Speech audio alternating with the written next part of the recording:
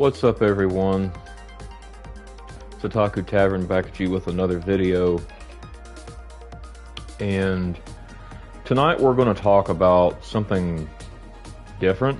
We're going to talk about some PS2 and Wii Otaku games. So I'm going to kind of give like my thoughts on how I really feel about it, you know, growing up in these times, you know, so yeah, anyway, if you like the type of content that I create, make sure you like, subscribe, click the bell notification so that you do not miss a video, and all of that. So yeah, anyways, I'm probably going to start with the Nintendo Wii. I know a lot of people went pretty crazy over the Nintendo Wii.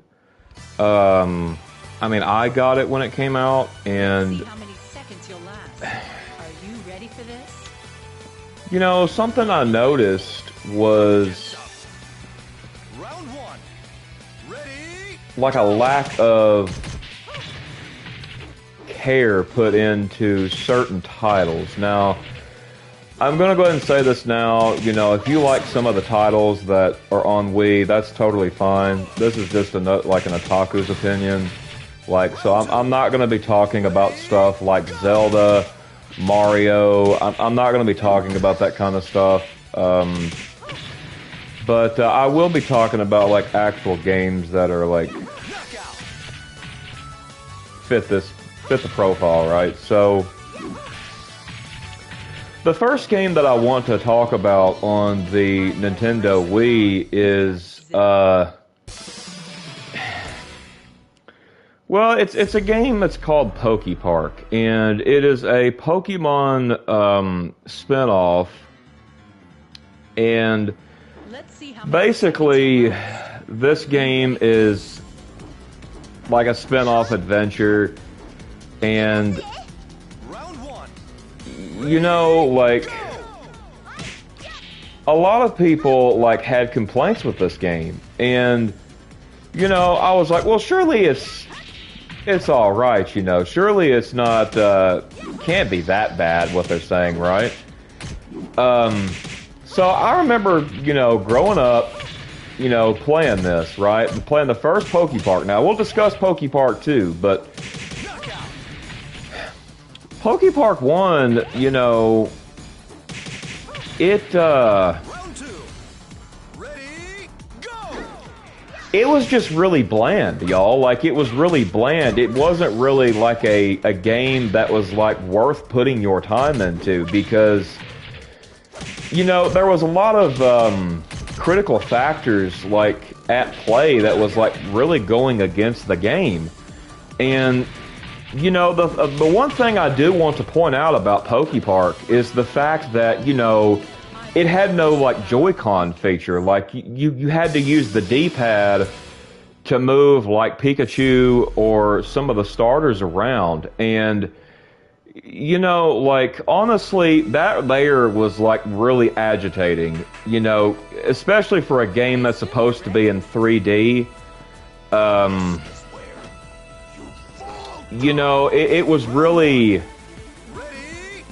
it was just terrible, like, to deal with, because, you know, not only that, but it's like, you know, you had to do these, like, quests and stuff on Poke Park, like, you know, you'd befriend the Pokemon, but there was really no reward, because it's not like you could use these Pokemon, right? Like, you just beat them, you friend them.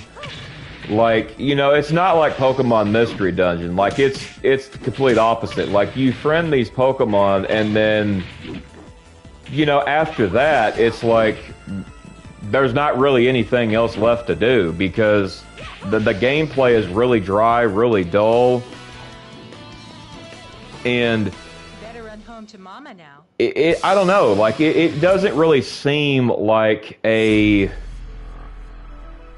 good Pokemon title. And, you know, growing up playing this, I was like, well, it can't be that bad. Well, it's like, you know, yeah, you know, the graphics are pretty bright, you know, and the music was really good, but it's like, you know, that was probably the best part of it. And you know, I say this as a huge Pokemon fan, right? Like, the game was just...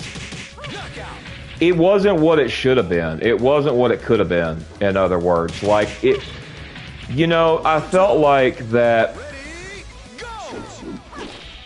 you know, it should have been better. And, you know, basically it's like this Poke Park where, like, you're able to explore. There's, like, these certain zones and stuff. And you battle certain Pokemon. You do quests, all this stuff, right? Like... and it was like, you know, there's no reward for this. Like, basically what you got to do is there's like a lot of mini games, and then, like, you know, you got to collect like these 14 pieces of like a sky prism, and you know, like, you could play like other like quizzes, games, like, you know, hide and seek, chase, all this stuff. Let's see how many And seconds you'll last. Are you ready for this? you know, like, Pikachu is able to use, like, certain moves, like Thunderbolt, Dash, and eventually, like, Iron Tail, right?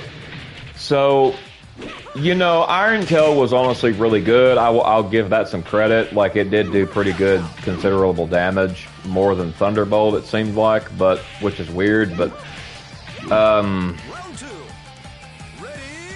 you know, it seems like, you know, it could have been better, and the thing is like, you know, you could have at least used the Pokemon that you befriended, and Pokepark 2 has this problem too, you know, it has the same problems, but, like, you know, with Pokepark 2, like, I felt like, you know, me personally, I felt like it was actually better than 1. Like, I mean, it wasn't like a whole lot better, but it was like, you know, it was more better because it had like multiplayer capabilities, Are you ready for this? and whatnot, and it's like, you know, you do the same kind of stuff, really, but, like, at the same time, you know, if you've played Pokepark 1 and you realize there was no reward, it's like, more than likely you probably skipped Pokepark 2, that, or you just played it to play it, because it has the same problem. And, you know, within Pokepark 2, you actually control Pikachu and all 3 Unova starters, right? And...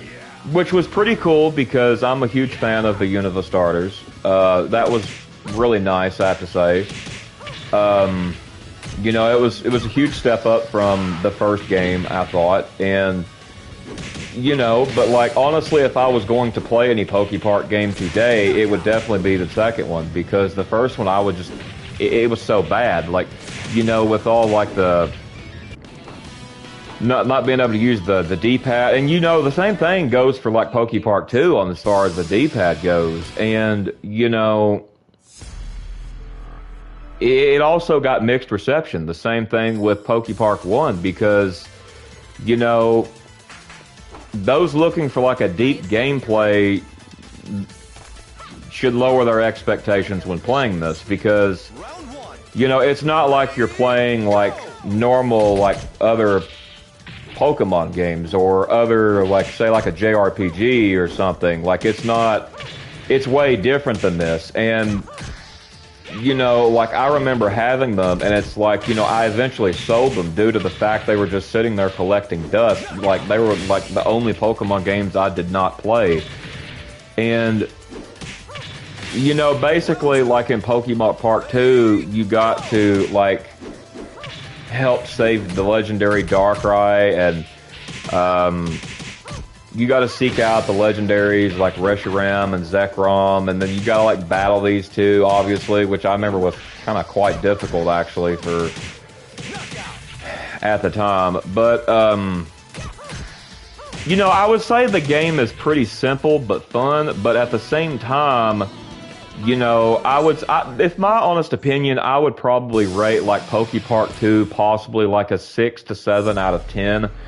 And then Poke Park 1, I would probably give like at least a 4 or a 5. And the only reason I would give it that is because of the visuals, like some of the gameplay aspects, and then like the music. The music was top notch. Like the music kind of carried the entire game along with the visuals. But, you know, those two things are not enough to continue and keep a game going. You know, it's going to take more than that. You know, you got story you got to focus on, the characters, you know, all the things that you could possibly do within said game.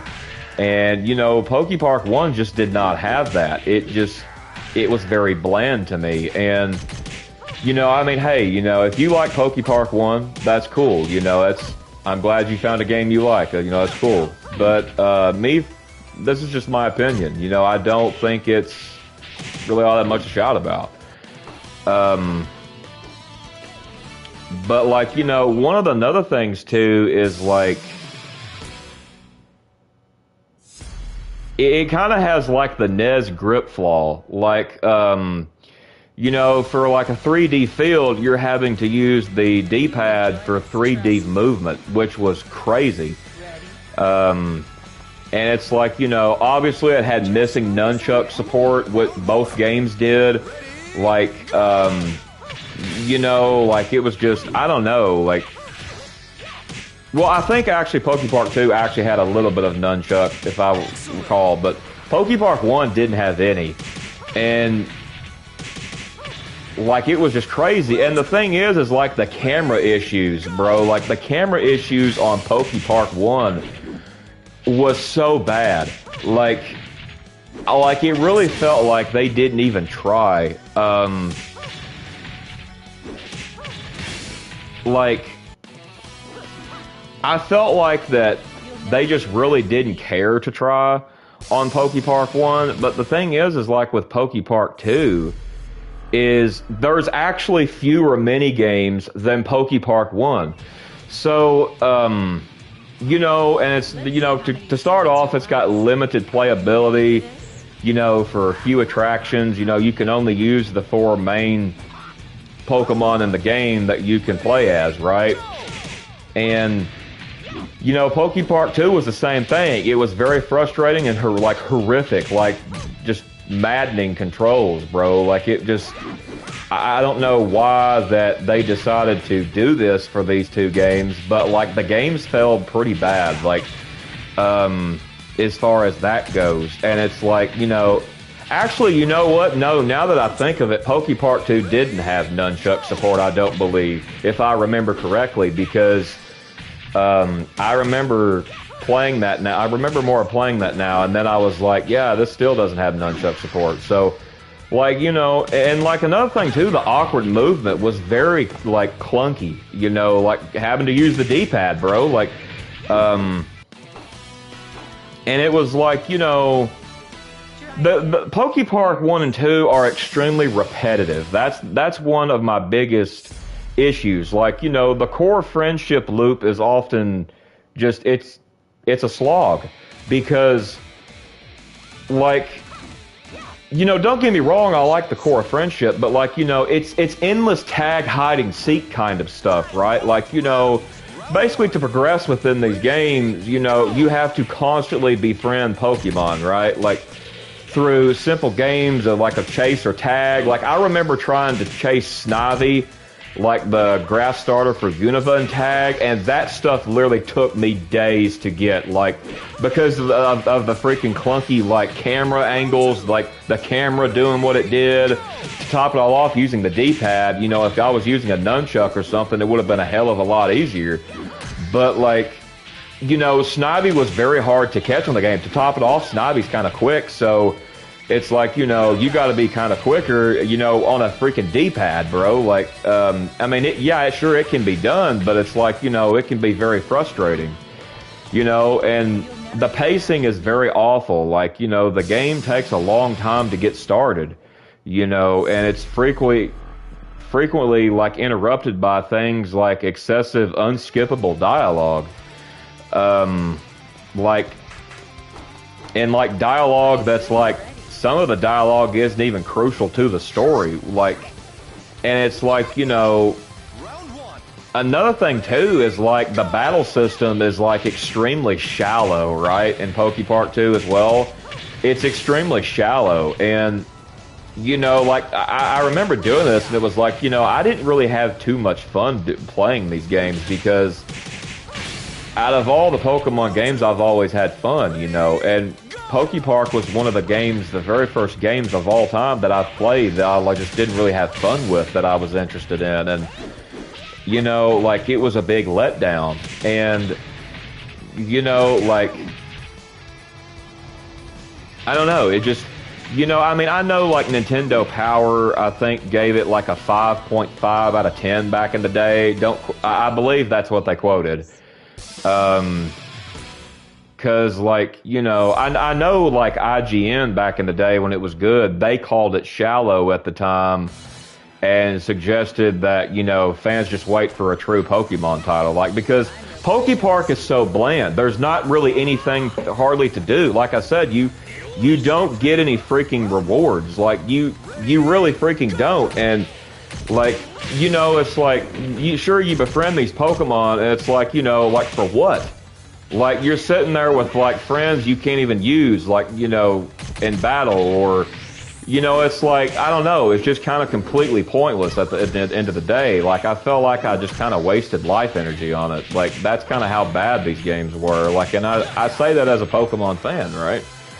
You know, this is not to attack the Pokemon Company or Nintendo at all, but like, you know, I felt like the games were just a drag. They were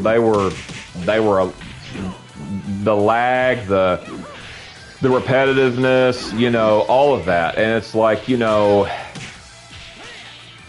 I just didn't care for it, right? Like, but I mean, if you did care for it, and you know, I'm not going to, you know, say like, oh, well, they, you know, all this other stuff, right? But like, you know, I just don't think they were any good, bro. Like, I mean, I felt like, you know, there's a lot of better options out there, man, as far as like Pokemon goes. And, you know, but here's the thing, these games are bad, but I'm actually about to talk about another Pokemon title that was far worse, in my personal opinion. And, so the next game I want to talk about is Pokemon Battle Revolution. And I don't know what the hell happened with this game, or what the hell any of these people were thinking when they made this game. But this is probably by far one of the worst Pokemon titles to ever exist, in my opinion, because, you know, for a lot of people, you know, it could be unplayable, right? Like, so, you know, the first thing I want to mention is, like, it's a very stripped down experience. Like, you know, unlike Pokemon Stadium on the N64 that had stuff like mini games and stuff like that, Battle Revolution does not have that. It you know, it features, you know, nothing but battles. You know, another thing that really screwed it up was the fact there was no story mode. It was kind of like a tournament thing, and there was only like a few tournaments like that you could go through like in the game, you know, to fight like comms and, you know, all this kinds of other stuff. Yeah, sure, it was online playable, but like the online was just sucky too, right? But here's the thing, Pokemon Battle Revolution, so what you do is you start out with like a group of like a card of rental Pokemon, right? And, you know, these Pokemon could vary. You know, obviously no legendaries or like super duper strong Pokemon like Infernape or anything. But like, you know, it was terrible because it's like, you know, you couldn't even raise your own Pokemon unless you had a certain thing to make that happen, which I'm fixing to talk about. But like, you had to have something else to make that happen, if you wanted to really enjoy Battle Revolution to as much as you really could. Are you ready for this? And, you know, the thing with story mode is, like, you're going to hear me mention this quite a few times, is this game, the reason I don't know what happened with it is because of the 3D aspect of this game. It was very much like Pokemon Colosseum, Pokemon XD Gale of Darkness on the Nintendo Wii. Both are 10 out of 10 games, in my opinion. Some of the best Pokemon games ever made, in my personal opinion. You know, Pokemon Colosseum, Shadow Pokemon, where you like caught a Shadow Pokemon from a trainer to purify it and to train it. You know, it was a very cool aspect, I thought. You know, but the thing is like, you know, Battle Revolution uses 3D animation kind of a little bit better than those games did, which is sad, you know, because those games at the time, XD and Colosseum, you know, the 3D animation were absolutely mind-blowing when those games came out, because, like, you know, that was some of the best 3D animation known to man at that time and period. You know, like on the Nintendo GameCube, like, you know, it was, I remember the first time even opening up Pokemon Colosseum and popping that in my GameCube. And like when I saw like the way the Espeon and Umbreon looked as your starters and stuff, it was like, it was amazing. Like, you know, like I could not put the game down because it was so good. And it's like, you know, I've been wanting to play through that again. I got to get another Nintendo GameCube controller because the tornado I went through kind of screwed it up. But yeah, anyways, like Battle Revolution lacks story content like these games, and Nintendo need to make Pokemon games good. Well, I mean, they do make Pokemon games good. These are the only 3 games I'm going to be talking about that's Pokemon. But other than that, all the other Pokemon games are very good.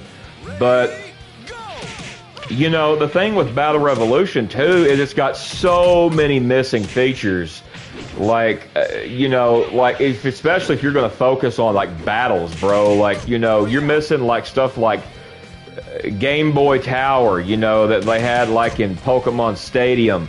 Battle Tower they had in the GBA and some of the, like, and I think Pokemon Crystal, you know, not Fire Red, but like Pokemon Emerald, the Battle Frontier, you know, all that kind of stuff. Like, it was missing all of this stuff, you know, to top it all off. Heart Gold, Soul Silver, like Battle Frontier, Platinum, you know, Diamond and Pearl Battle Tower, you know, all of this stuff. And, you know, this allowed players, you know, to have a pretty fun experience with our battles. And, you know, the biggest thing about Pokemon Battle Revolution is actually its setback.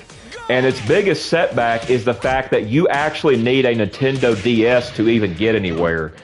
And what I mean by that is you had to at least have, like, the original Diamond and Pearl, Heart Gold, Soul Silver, or Pokemon Platinum to basically, like, transfer actual Pokemon you can use that you caught, raised, trained, you know, EV trained, shiny hunted, like all of this stuff, right? You had to have a DS to transfer, like, some of that stuff, like, you know, to make a copy of those Pokemon to transfer them to the Wii, to this game, right?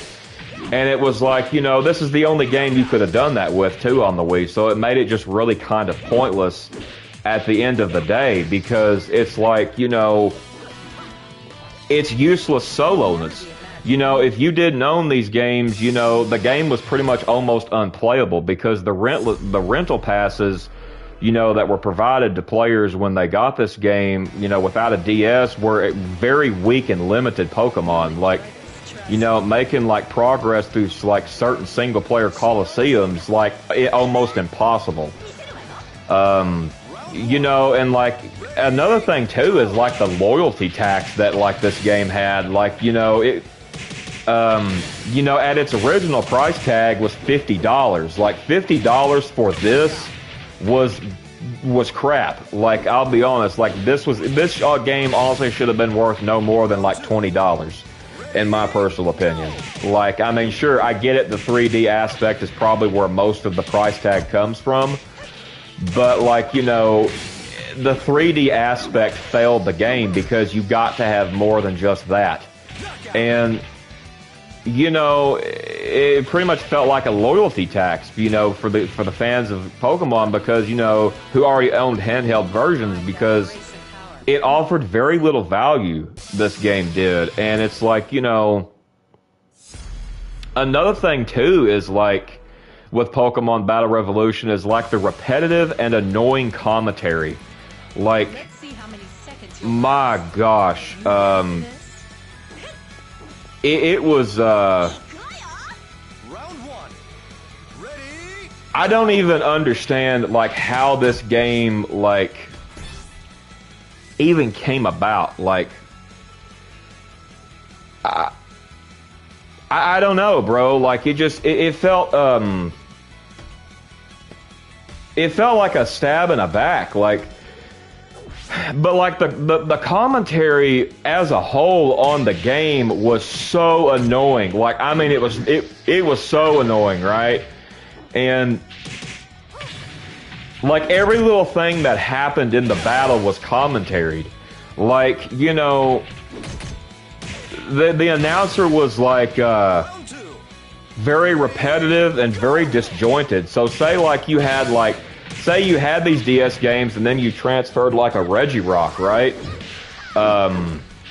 You know, and put it on your battle pass of your like trainer card. And, you know, say this Regirock knew Earthquake, which is most sane players who love Regirock put Earthquake on Regirock that know how to play Pokemon. And, you know, every time Regirock would use Earthquake, now this is with any Pokemon that uses Earthquake, I'm just giving Regirock as an example since it's one of my personal favorites. You know, it would say something along the lines of, like, for specific moves, it would be like, and Regirock's Earthquake tears open the ground, and it would say it every single time that, you know, you would use Earthquake, and it was just, I don't know, man, like, it was really annoying. Like, I mean, sure, like, I like a little bit of commentary, but, like, dang, like, every time I use Earthquake or any kind of move, it does that. Like, honestly, at this point, like, you know, the game is already dead in the water now. But, like, don't worry, it gets worse because, you know, it has very slow pacing. Very slow pacing. Slow-paced game.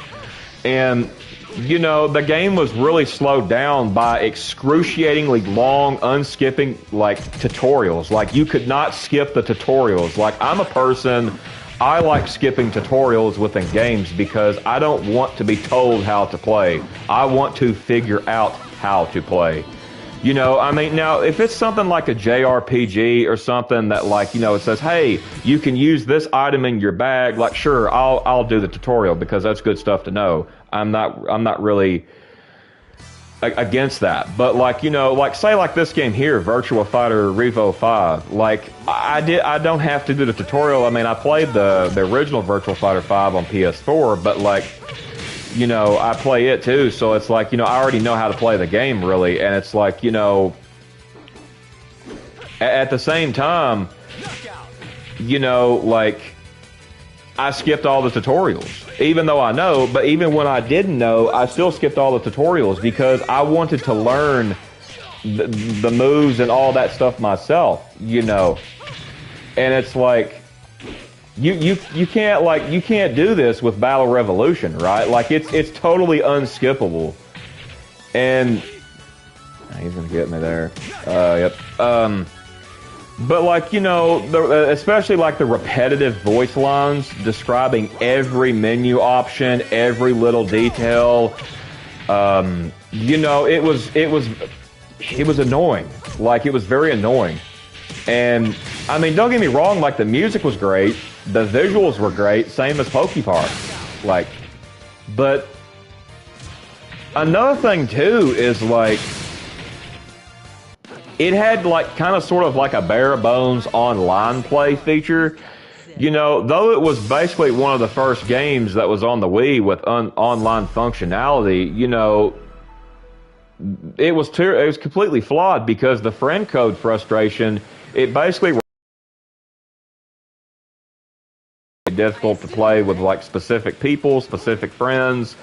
You know, it was really hard to deal with, and you know, there was no way to communicate either with random opponents either. Like there was no way you could do that, and you know, I mean, obviously Pokemon is notorious for that, but like, you know, for a game like that, I felt like it should have had like some sort of communication features. And you know, Pokemon Battle Revolution is actually praised though for its animation.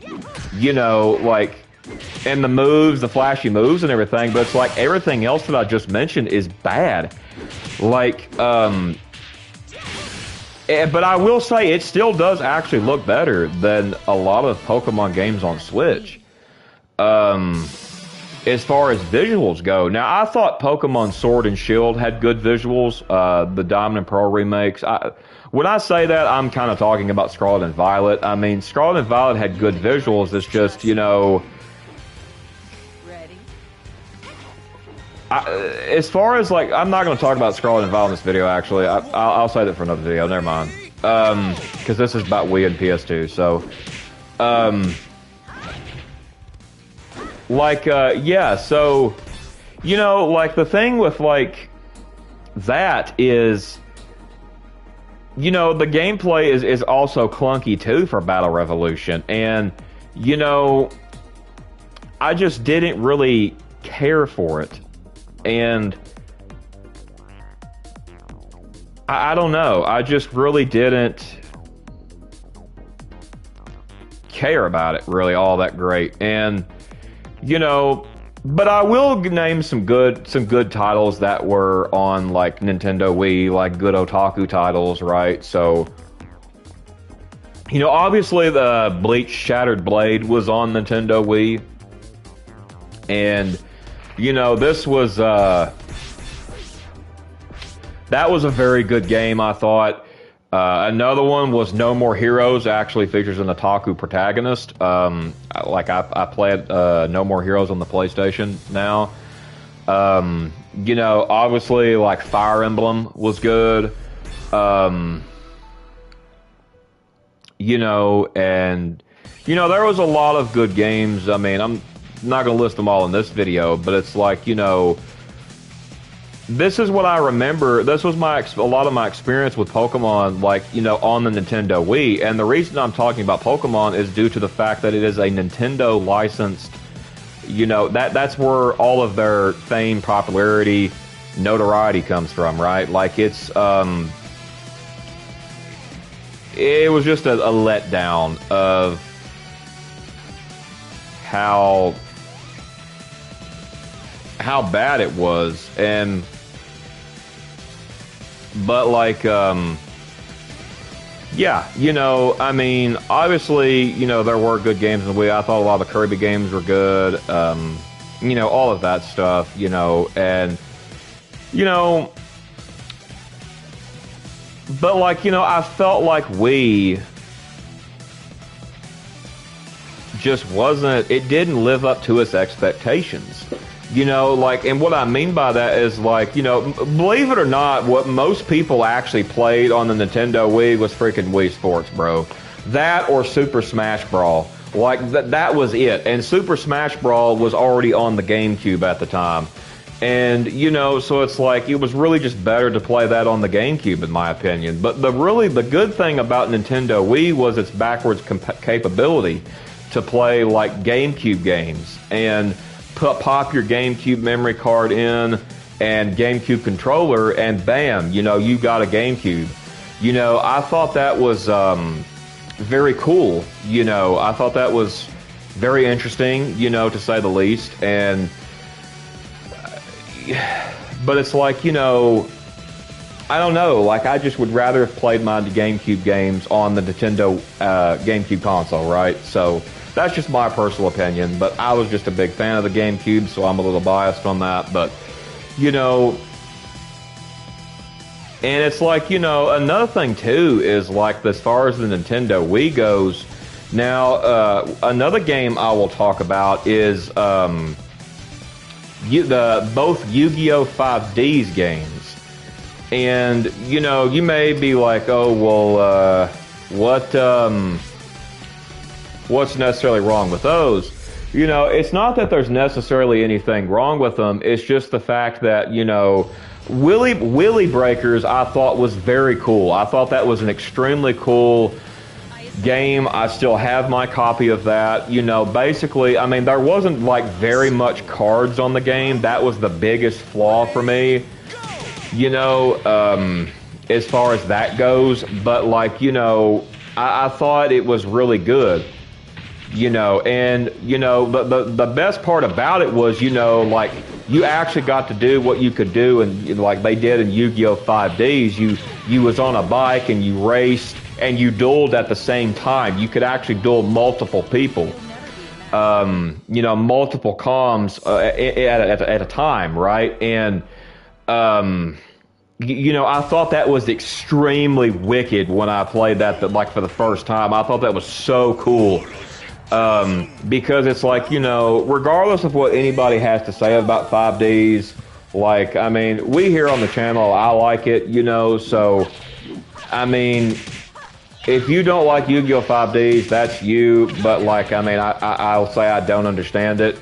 I thought Yu-Gi-Oh 5Ds, I thought that was a very cool, different approach to Yu-Gi-Oh, because of the bikes, the dual disc built into the bike, like all of that. I thought that was really freaking cool when I first saw that. And you know, it's like 5Ds had like so many memorable characters, so many good like waifus, in my opinion. You know, and plus the main character, Yusei, you know, I thought he was pretty cool. You know, despite what a lot of people didn't care for him. You know, better than Yuma from Zexal, that's for sure. I'm not saying I hate Yuma. I'm just saying I think Yusei is way better than him. But you know, the game was overall fun. You know, the grind for certain cards was pretty. It was a grind, let's just say. Like, if you wanted the strongest card, like Blue Eyes White Dragon, like, yeah, that was a grind. I remember that to this day. That was a grind, because, like, you know, it was, I don't know, it was really cool. Like, Yusei is a badass. Yeah, Yusei was really cool, I thought, dude. Like, I don't know, I just really liked, I really liked him.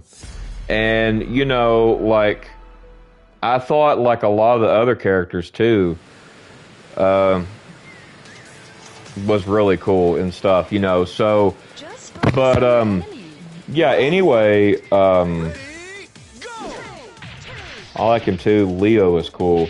Yeah, Leo for sure, bro. Yeah, Leo for sure. Leo was cool. Like, he actually had one of the most coolest synchro monsters, like, in the entire freaking series, in my opinion. Like, with that Power Tool Dragon. Like, that card is so busted. Like, the effect of that card is so busted. Like, you know, at the time, it's like, you know, I remember playing that card on another game I'm about to talk about.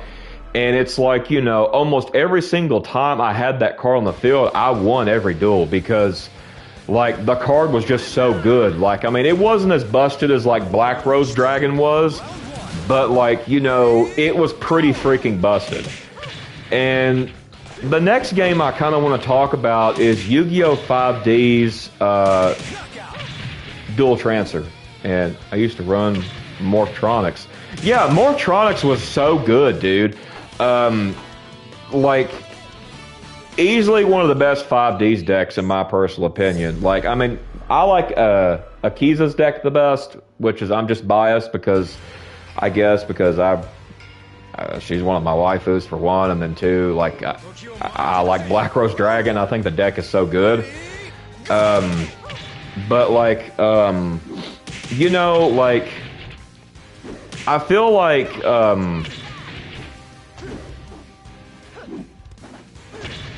with Dual Transfer, though, Now, this game was hard. Like, you know, you had to pull off some wicked combos to especially beat the final boss. Like, because if you don't beat the final boss quickly, he will beat you quickly. And it's like, you know, the final boss of the game was like this robot guy named Odin. And you know, it was really cool. And but you know, Odin was pretty hard. He was pretty hard to beat. And like, you know, I remember grinding for cards all day long, several days at a time, to try to beat this guy. And you know, Better run home to Mama now. the way that the deck setup is on Dual Transfer, I thought was one of the best I've ever seen, because you know, it basically takes all of the like previous Yu-Gi-Oh game deck edits and kind of uses like the way you edit them, like it kind of takes a little bit of them and adds them all together in a sense. Like, I won't say it's like as good as like Master Duel or like Legacy of the Duelist. I won't say it's like as good as like these two Yu-Gi-Oh titles, but like it was pretty dang close. And you know, I thought the really cool thing about 5Ds was the fact, you know, the 5Ds Dual Transfer game was the fact that when you would attack with like a lot of cards, especially if it was like signature cards, like it would show the attack, and then it would show like the person like blocking that like attack, and it shows the attack hit the person, like, and then their life points going down. And it's like, you know, that animation alone was so good. Like, I miss when Yu-Gi-Oh had that. I really thought that was a very cool animation. And it's like, you know, believe it or not, like the animations for like Master Duel when you attack for life points going down is so bland. Like, it's not as flashy, not as like colorful. It's just like a boom, you lose, you know, kind of like that. You know, and it's like, you know, that's the one thing I really hate about it. And it's like, you know, but like Dual Transfer on the other hand is like, you know, it had like so many good cards on there. Like, I remember just grinding all day long for like Blackwing cards because I was making a Blackwing deck. And you know, if you've played the game before, you would know how over freaking busted the Blackwing deck was on that game. Like, you know, when you had to duel Crow, like with his most powerful Blackwing cards, yeah, good luck. Because, you know, if you don't make quick work, he's going to have like 3 Blackwing dragons on the field in less than like 5 turns if you don't, you know, take care of this problem. Like, you know, the guy was a genius in this game. But like, you know, the way that the stages work too, it's like, you know, you would get this DP to buy like card packs, and it was actually probably the best game I played on Wii. You know, as far as like non-Japan imports or JRPGs or visual novels, that game would have been the best one I played. That was an anime game that wasn't simply, you know, like a lot of others. And my next game I want to talk about, now these were on the PS2 as well, so I'm going to kind of talk about these on the PS2, what I liked about them on the PS2, and the one thing I actually did like about them on the Nintendo Wii. And the 2 games I'm talking about is Dragon Ball Z Budokai Tenkaichi 2 and 3. And these games are some of the greatest anime fighting games of all time. Like, they were so good. And, you know, Budokai Tenkaichi 3 featured like an extreme roster, like it was extreme, like massive extreme. You know, like from Dragon Ball all the way to GT, like it was great. You know, and Budokai 2 had quite a massive roster too. And, you know, the music in these games were great. I mean, they were absolutely great. The visuals were good, the stories were good, the what-ifs were good, like the what-if episodes you could do were good. You know, all of it. It was all good. You know, it's like, to this day, I can still play these games on the hardest difficulty. And, you know, it was a very fun experience. And, you know, but the thing that I actually liked about the Nintendo Wii was the fact to actually activate the Kamehameha thing. You had to do the Kamehameha motion. Like it was kind of like a motion detected like in the Wii controller. And, you know, I thought that was really cool. And, you know, Final Flash, the same thing. Special Beam Cannon. You know, certain moves did this. They was motion detected, you know. You didn't necessarily have to do it, but it was like, it was something you could turn on and off. But it was like, you know, it was really cool the fact that you could even do it. And, you know, I remember replaying that and you know, just sitting there doing like the Kamehameha, like doing my hands like that when I was young, like, well, younger, sorry. We're still young here. But like, you know, I remember doing that motions like that and it was just, I loved it. I loved it, right? And, you know, the thing is though, it wasn't enough to keep me playing that on the Wii. I still preferred to play it on the PlayStation 2. And, you know, because the PlayStation 2 is it is the greatest console of all time, bro. Like, you know, it doesn't get any better than that. You know, like, a lot of people are saying, oh, you know, PlayStation's going to peak when the PlayStation 6 comes out. No, it's not. No, it's not. PlayStation already peaked, bro. Like, at the PS2, they already peaked. You know, don't get me wrong, I think PS4 is pretty peak. I think PS3 is pretty peak, but I feel like PS2 does kind of beat it a bit. You know, on certain games. And, you know, the thing with PS2 is it had so many good games, Like, you know, not only did it have like the Dragon Ball games, it had Naruto, One Piece, Bleach. It even had a couple of Inuyasha games, y'all. Like, that's a very good anime, very good classic anime. You know, it had all sorts of like other like Japanese games. You know, shoot, I lost game. Oh, like Silent Hill. You know, Resident Evil, you know, like all kinds of like very cool like Japanese games. And, you know,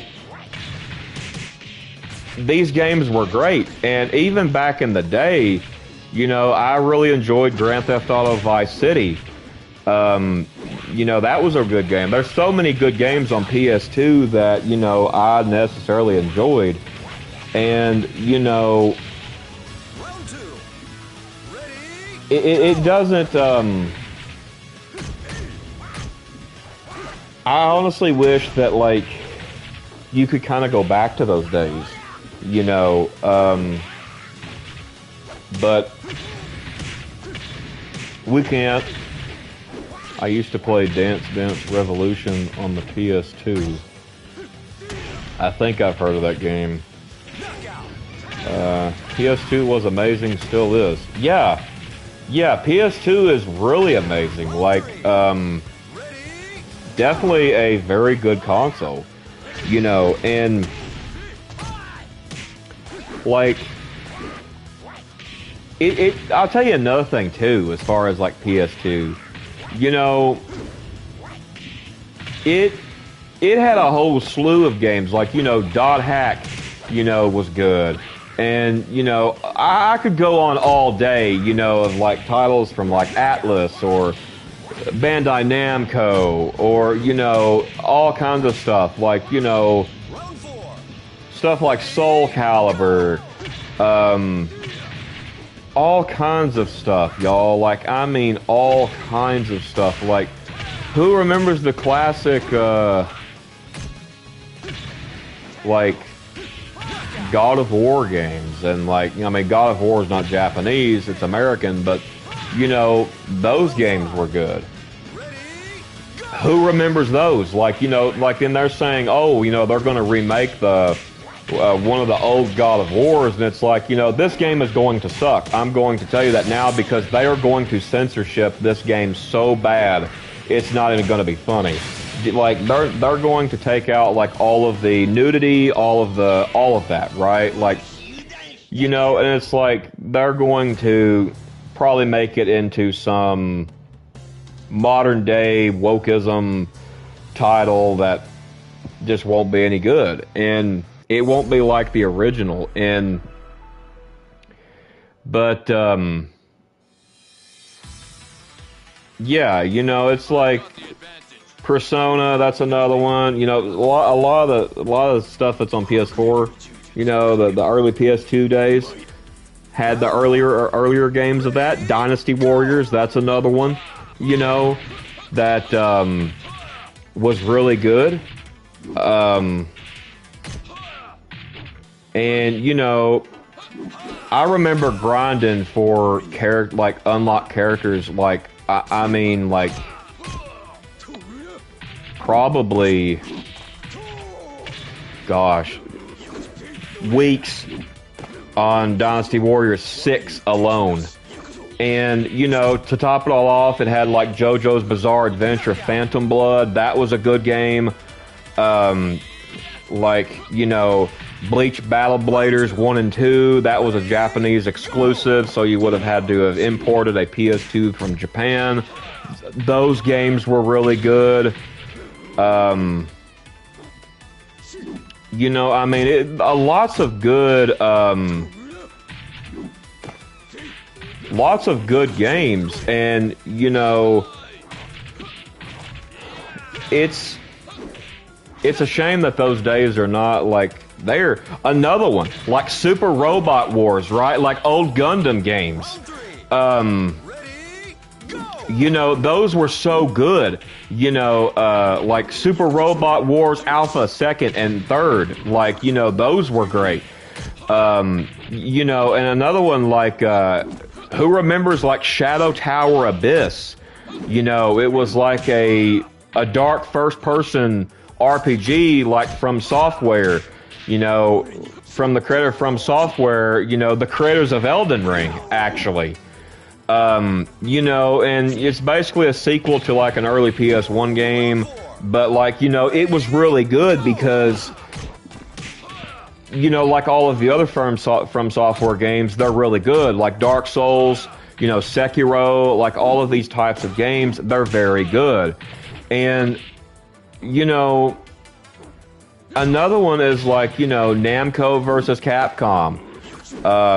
You know, that was good. You know, the original Silent Hill 2. And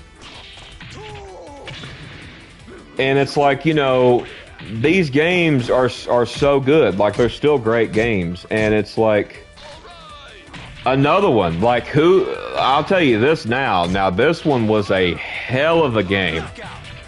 Now, if you grew up with the anime, you know, or you grew up as a teen and then you watched it from, you know, earlier on, you know, it was a good game, you know, but that was like, you know,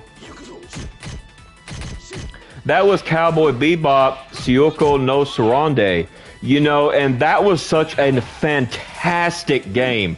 Like, a freaking Cowboy Bebop game, bro, like, I would honestly probably crap a brick if a Cowboy Bebop game was announced for PlayStation 5. Like, I would buy that in a heartbeat. I would be like, take my money, because, you know, Cowboy Bebop was such a good anime. Like, it was so good.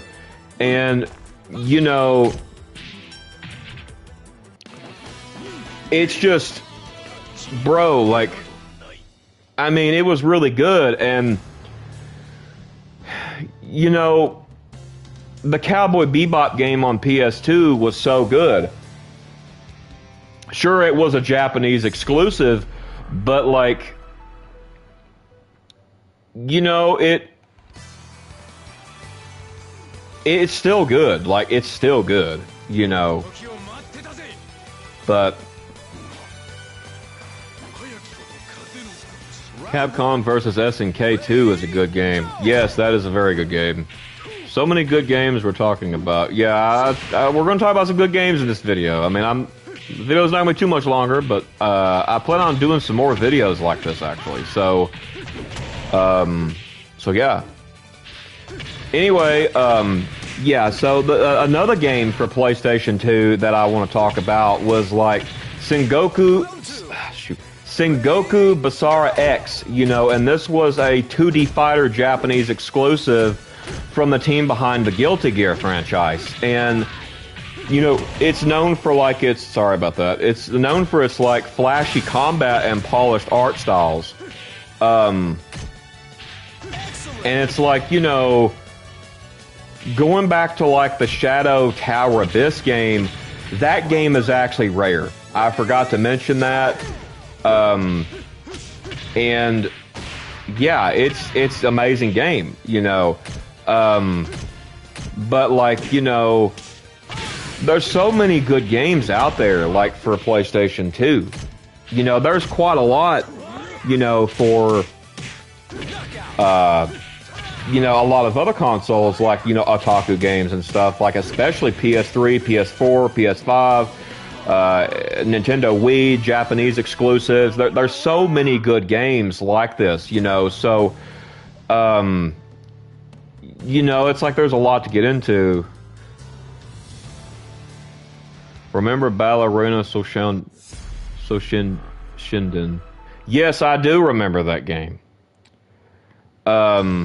That was a good one as well. Another one like that was really cool was like Kingdom Hearts 2 Final Mix. You know, this was a really good game. Like, I remember like when this game came out on the PS2, I remember that like it was yesterday. You know, and it's like there were so many, like, you know, I could be here all night naming stuff, like, another one, like, you know, the Berserk Millennium Falcon arc, game, you know, that one was probably one of the best, like, adaptations for, like, the manga. You know, it was basically like a hack and slash game, and it was really fun, you know, but, you know, it's just, I you know, like, a lot of these games I really need to get back, y'all. I really need to get back. Like, I'm actually working on, getting a capture card. So it's like, you know, I'm kind of wanting to start playing, some, like, older games on the channel. And, like, some, like, Switch Pokemon titles I want to play. You know, some old stuff that I grew up with, and all of that, you know, so, yeah, so, please pray that I can find a capture card, somewhere, yeah. Bloody Roar is also a fun game I had fun with. Oh, yes, dude, yes. That was a good game, bro. Those were good games, man. Like, that was very much like stuff like Soul Cal, Virtua Fighter. Those were, man, dude, that's some nostalgia right there, man. Like, another one is like, Hatsune Miku Dance Party, right? Like, you know, this one was for like you know, Japanese exclusive for Nintendo Wii, and you know, it was really good. It really captured, you know, the otaku hook, I thought, and you know, I thought it was really good to, you know, play that like that, and you know, there's so many good games I could talk about, you know. I mean, so many that I would be here for months talking. You know, another one, you know, Yu Yu Hakusho Dark Tournament. That was good. Saint Seiya the Sanctuary. You know, like, it's just, it was really fun. You know, and another one is like, now I've played this one for the PS4. It's a whole new game, but like, I've played this one on the PS4, and they got another one coming out for the PS5 I'm looking for, and that is the Gungrave series. Like, does anybody remember Gungrave and then Gungrave Overdose? Like, you know, those were great games. You know, those were great third-person shooters. You know, it has over-the-top action. Like, it was so good. But, you know, another one is like, you know, like I mentioned before about the Gundam stuff, you know, like the MS Sega New Dawn. You know, this is a Japanese-only exclusive, and it's, like, extremely rare. You know, that's a good game. You know, and, like, gosh, man, there's so many good games, bro. Like, I could really just be here all day, bro. Like, but, you know, I mean, Shin Megami Tensei, another one. Now, who remembers this game? Now, a very gorgeous gem on PS2, which was a JRPG, was R.E.V.O Stories. This game, dude, bro, like, I have probably played this game, like, if I added all the time up, it's years. It's literally years, bro. Like, this game here was so good. It basically lets you choose, like, different story paths, like humans versus non-humans. You know, and that completely changes your recruitment options, right? And, you know, R.E.V.O Stories was one of the best, like, gorgeous gems on PlayStation 2 that I have ever freaking played. And it's like, you know, I really want to play that game again. And if I get a capture card, we may pop that in. We may pop that in and try to do that. You know, but yeah. Anyway, this is going to do this for this video. R.E.V.O Stories is very good. Yes, it is, Rosa. Very good. This is going to end this for this video.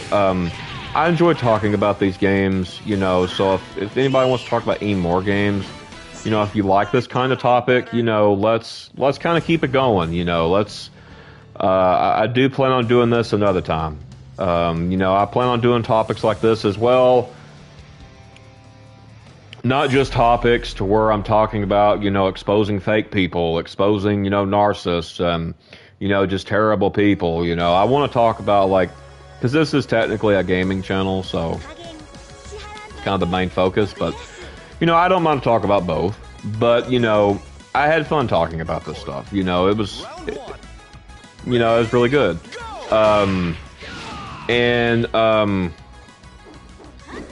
I will talk about this more.